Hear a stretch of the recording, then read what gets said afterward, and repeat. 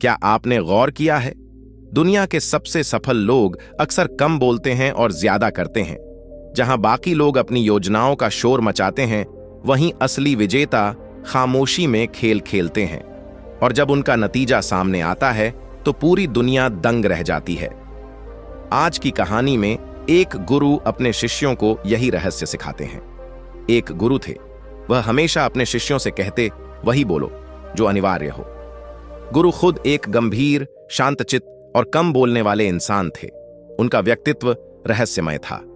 उनमें लोगों की बातें ध्यान से सुनने की अद्भुत क्षमता थी, और जब वह बोलते तो बहुत ही कम शब्दों में बेहद गहरा प्रभाव छोड़ जाते।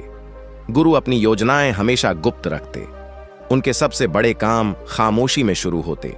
धीरे धीरे तैयारी करते, चुपचाप मेहनत करते, और जब परिणाम सामने आता तो इतना अद्भुत होता कि शब्दों की जरूरत ही नहीं रहती।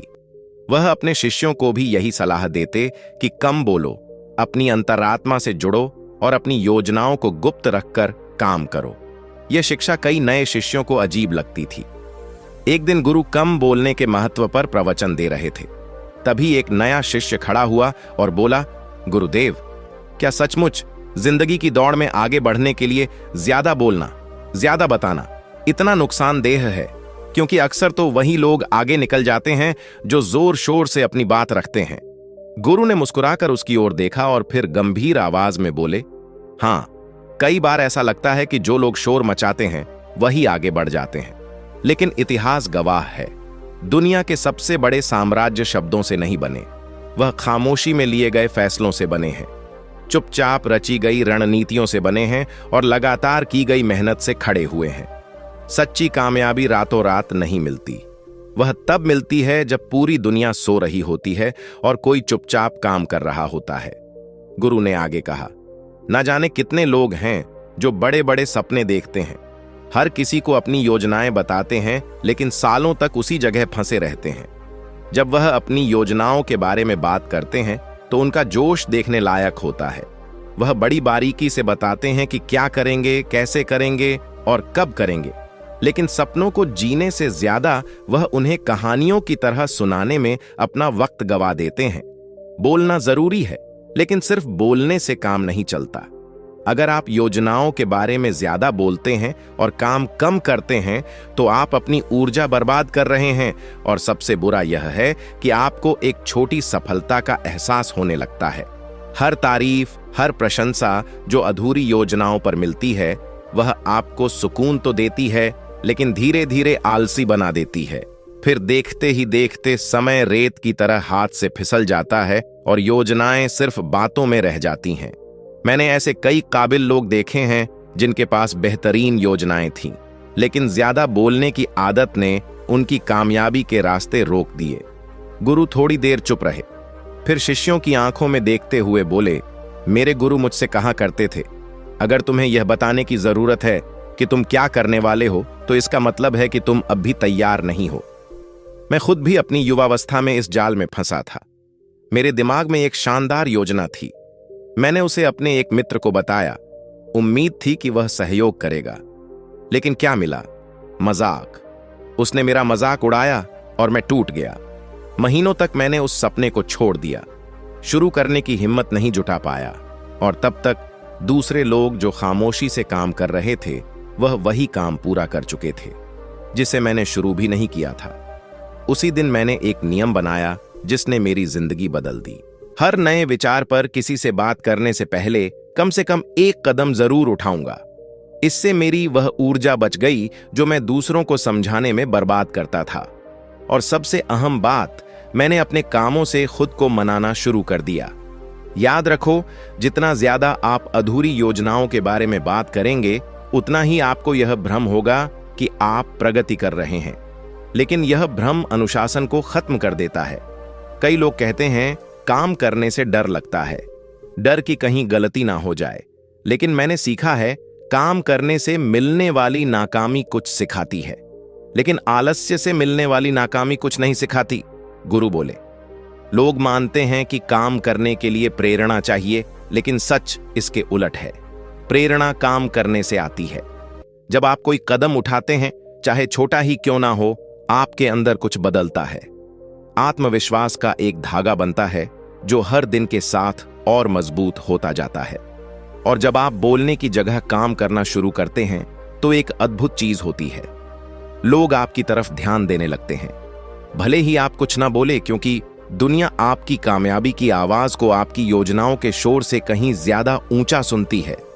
याद रखो, जो काम में व्यस्त रहता है उसे खुद को सही साबित करने का समय नहीं मिलता, और जो हर वक्त खुद को सही साबित करने में लगा रहता है वह शायद ही कुछ बना पाता है।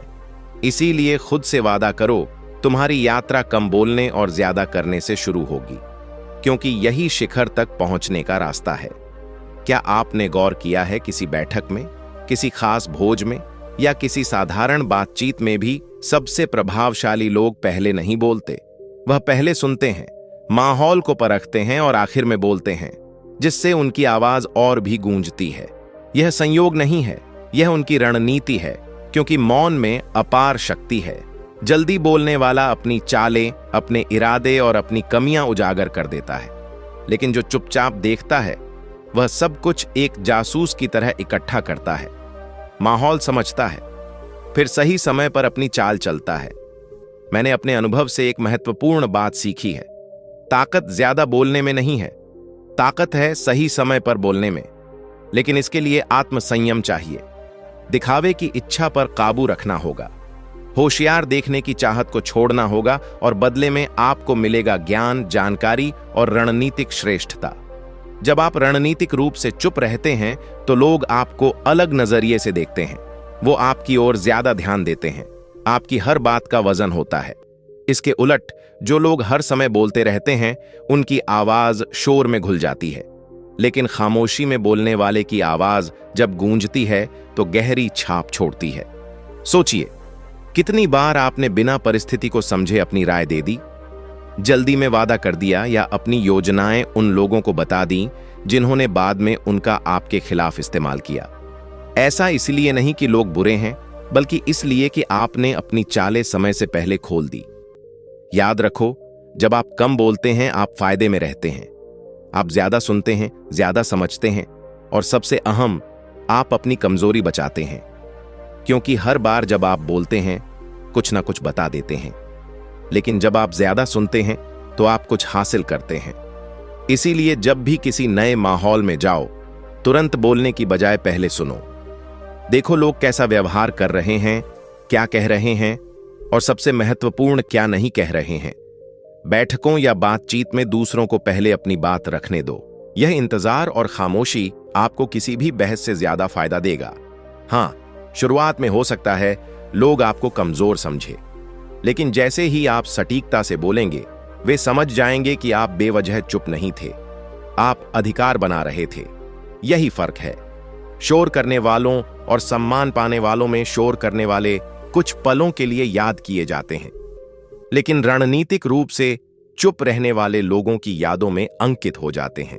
उन्हें चिल्लाने की जरूरत नहीं होती, क्योंकि उनकी उपस्थिति ही उनके लिए बोलती है। क्या आपने देखा है, असल सफल लोग लगभग कभी नहीं बताते कि वे क्या करने वाले हैं, वह बस शुरू कर देते हैं। जबकि ज्यादातर लोग अपने घंटों अपने लक्ष्यों के बारे में बात करने, इरादे दिखाने और बहाने बनाने में गवा देते हैं। याद रखो, जो चुपचाप सफल होते हैं वे बिना किसी घोषणा के बस काम करते हैं। दुनिया बेहतरीन योजना बनाने वालों से भरी पड़ी है, लेकिन लगातार काम करने वालों से खाली है। फर्क बुद्धिमत्ता में नहीं है, फर्क है अनुशासन में। कोई बड़ा विचार जिंदगी नहीं बदलता, हर रोज दोहराए गए काम जिंदगी बदलते हैं। लोग एक सामान्य दिन की ताकत को कम आंकते हैं। उन्हें लगता है कि बड़ी घटनाओं के लिए बड़े ऐलानों और बड़े प्रयासों की जरूरत होती है, लेकिन सच्चाई यह है कि वे साधारण दिन जिनमें पूरी लगन से काम किया जाता है वही असाधारण नतीजे लाते हैं। अगर आप अपनी जिंदगी बदलना चाहते हैं, आर्थिक रूप से तरक्की करना चाहते हैं, एक सम्मानित व्यक्ति बनना चाहते हैं, तो काम को अपना धर्म बना लो।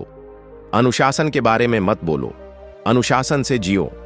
मत कहो कि तुम बदलोगे, बदल जाओ। सही माहौल का इंतजार मत करो, जो है उसी का इस्तेमाल करो। हर रात सोने से पहले खुद से पूछो, आज मैंने क्या किया, क्या बनाया, क्या सुलझाया या क्या आगे बढ़ाया। ये छोटा सा सवाल मैं कर रहा हूं कि भ्रम को तोड़ देता है। और आपको उस पर केंद्रित करता है जो सच में मायने रखता है। एक और आम गलती है समय से पहले पहचान की तलाश में रहना। जब आप काम करना शुरू करते हैं लेकिन आपको दूसरों को नतीजे दिखाने की जल्दी होती है, तो यह आपको प्रक्रिया से दूर ले जाता है। यह ठीक वैसा ही है जैसे बीज बोने के तुरंत बाद अगर आप फसल काटना चाहो तो बीज बर्बाद हो जाता है। बीज को खामोशी चाहिए, समय चाहिए, दोहराव चाहिए। याद रखिए, इतिहास के महान से महान लोग भी सम्मानित होने से पहले सालों तक अनदेखे रहे, क्योंकि वे महत्वपूर्ण दिखने की कोशिश नहीं कर रहे थे, वे महत्वपूर्ण होने में व्यस्त थे। एक और बात कि हमेशा सबसे विनाशकारी और सबसे खतरनाक शोर बाहर का नहीं, हमारे भीतर का होता है। वो आवाज जो लगातार कहती है कि तुम काबिल नहीं हो, तुम देर कर चुके हो, तुम्हें कोई गंभीरता से नहीं लेगा, तुम फिर असफल हो जाओगे। यह आवाज हमें भीतर से तोड़ देती है, लेकिन इस शोर को ऐसे ही शांत नहीं किया जा सकता। इसे हराने का तरीका है काम और अनुशासन। अंदर की सारी नकारात्मक आवाजें डर से पैदा होती हैं, और डर तब बढ़ता है जब आप चुप्पी से बचते हैं, क्योंकि जब आप चुप हो जाते हैं बिना किसी व्याकुलता के, बिना किसी बाहरी शोर के, किसी को कुछ भी ना समझाते हुए, तभी आपका असली मैं सामने आता है। क्योंकि मौन सिर्फ बाहरी खामोशी नहीं है, वह वो है जो आप अपने अंदर हासिल करते हैं। वह क्षण जब आप अंदर देख पाते हैं और अपनी खुद की बहानेबाजी की गूंज नहीं सुनते। लेकिन बहुत से लोग इस मौन, इस चुप्पी को सहन नहीं कर पाते, क्योंकि उन्हें वहां जो मिलता है वह बहुत असुविधाजनक होता है। लेकिन असुविधा में ही उपचार छुपा है, क्योंकि जब आप मौन में होते हैं तभी आपकी असली इच्छाएं, आपके ठीक ना हुए दर्द, आपकी छिपी कमजोरियां आपके सामने आती हैं। और जब आप इन्हें पूरे मौन से देखते हैं, बिना कोई प्रतिक्रिया दिए, तभी आप अंदर से मजबूत बन पाते हैं। अब आप सोच रहे होंगे, इसका सफलता से क्या लेना देना है? लेना देना है, क्योंकि कोई भी शिखर तक नहीं पहुंच सकता अगर उसका अपना मन उसे तोड़ रहा हो। जब कोई चुनौती आपके सामने हो तो तुरंत सबसे राय मांगने की बजाय कुछ पल मौन में रहे, अंतरात्मा की आवाज सुने। आपके अंदर एक ऐसी बुद्धिमत्ता है जिसे आपने कभी नहीं जाना, क्योंकि आप हमेशा दूसरों की नजरों में मजबूत दिखने में व्यस्त रहते हैं, और वह ताकत जिसे आप दिखाने की कोशिश करते रहते हैं, वह तभी असली होती है जब वह अंदर से पैदा होती है। इसीलिए मैं कहता हूं, मौन को अनुशासन के तौर पर अपनाएं। खुद के साथ अकेले रहने के लिए समय निकालें, और जब मुश्किल भावनाएं जैसे डर, गुस्सा, असुरक्षा की भावना हावी हो रही हो, तो इससे भागे नहीं, बल्कि इनके साथ बैठे, इन्हें देखें, और फिर समय के साथ इनका प्रभाव कम हो जाएगा। क्योंकि आंतरिक शक्ति इन भावनाओं को जीतने से नहीं, बल्कि इनके साथ बिना बेकाबू हुए चलना सीखने से आती है। इसे आत्मनियंत्रण कहते हैं, और आत्मनियंत्रण ही है जो साधारण लोगों को महान लोगों से अलग करता है। भीतर की शांति और मन की स्थिरता जब एक बार हासिल हो जाती है, तो बाहर चाहे कितना भी तूफान क्यों ना हो, फिर कोई भी आपको हिला नहीं सकता। फैसले तब जल्दबाजी में नहीं, सोच समझ कर लिए जाते हैं, डर से नहीं, एक स्पष्ट लक्ष्य से प्रेरित होकर लिए जाते हैं। फिर तुम दुनिया की तारीफ की चाहत छोड़ बस खुद को जो सही लगेगा वह करोगे, और यही है असली आजादी। और यह आजादी तब खिलती है जब अंदर के कोलाहल को शांत किया जाए, जबरदस्ती नहीं, बल्कि जागरूकता, स्पष्टता और निरंतर अभ्यास से। याद रखो, दुनिया आपसे सब कुछ छीन सकती है, लेकिन वह नहीं जो आपने अपने अंदर बनाया है। इसीलिए आज से ही शुरू करें, आंतरिक शांति को बढ़ाएं, अपनी आवाज सुनिए, खुद को गहराई से जानिए, फिर उठ खड़े होइए, पहले से ज्यादा मजबूत। क्योंकि जो मौन को जीतता है वह खुद को जीतता है, और जो खुद को जीतता है वह दुनिया को जीतता है। याद रखें, आत्मनिर्माण की यह यात्रा कभी खत्म नहीं होती, बल्कि लगातार विकसित होती रहती है और नई संभावनाएं खोलती है। यह किसी मंजिल तक पहुंचने के बारे में नहीं है, बल्कि रास्ते की खूबसूरती और समृद्धि का आनंद लेने, चुनौतियों और सीख को अपनाने के बारे में है।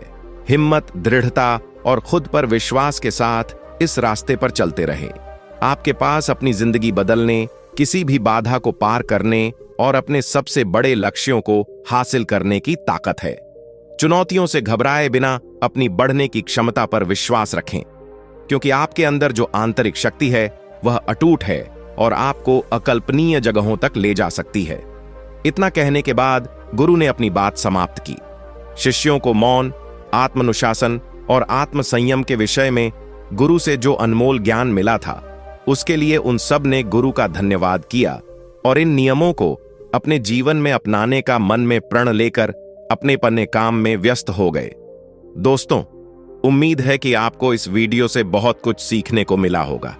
वीडियो पसंद आई हो तो वीडियो को लाइक और चैनल को सब्सक्राइब जरूर करें। धन्यवाद।